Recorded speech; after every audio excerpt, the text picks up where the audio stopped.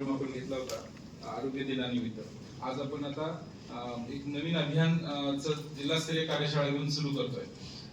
1 वर्षाचं अभियान आहे.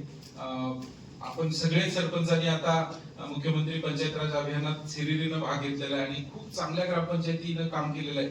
आता त्यांनी स्वतः एक सुंदर असे व्हिडिओ बनवलेले आहेत. अगदी छोट्या छोट्या ग्रामपंचायतीचे मी व्हिडिओ पाहतो, मला कौतुक वाटतं की एवढे छोट्या छोट्या गोष्टी सरपंच आणि आमचे ग्रामसेवक विचारात घेतात आणि एक चांगलं म्हणजे एखाद्या चांगल्या डायरेक्टरनं एखादी छोटीशी क्लिप किंवा मूवी करावी आणि तसं इतक्या चांगल्या पद्धतीचे व्हिडिओ सुद्धा या ग्रामपंचायतीने केलेले आहेत आणि त्यात माझं काम कसं चांगलं दिसेल, माझ्या गावातल्या प्रत्येक बारीक गोष्टीवर माझं कसं लक्ष आहे, बंधारे यांनी 4 बांधले मी 5 कसे बांधेल, माझं प्रत्येक व्हाळ अडवला जाईल, नाला अडवला जाईल, शेतकऱ्यांना पाणी मिळेल, त्यापासून ते अगदी वसुलीपासून वेबसाईट तयार करणे म्हणजे टेक्निकल गोष्टी सुद्धा आणि ज्या करायच्या स्वच्छतेच्या गोष्टी वगैरे ह्यामध्ये सुद्धा ग्रामपंचायती चांगलं काम करतायत.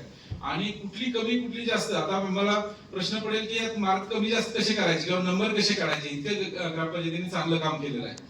आता पुढची जबाबदारी आहे, ह्याच्याबरोबरच आता बाकीचे सगळे त्यात मुख्यमंत्री पंचायत राज अभियानामध्ये आपण सगळ्या गोष्टी जोडल्या होत्या.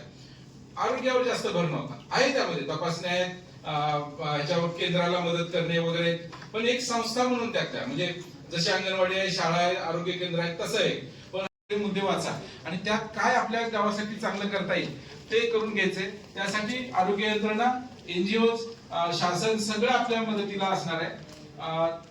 तुकडोजी महाराजांनी कशावर सुरुवात केली होती? आधी स्वच्छतेवर सुरुवात केली, म्हणजे आरोग्याला या जे प्रतिबंधात्मक उपाय म्हटले तर सुरुवात होतो तिथून. म्हणजे तुकडोजी महाराजांनी त्याच वेळी सांगितलं की पहिला झाडू घेऊन त्यांनी सुरुवात करायची, कुठल्याही गावात जायचे, पहिला खराट्या घ्यायचे आणि झाडाला सुरुवात करायची.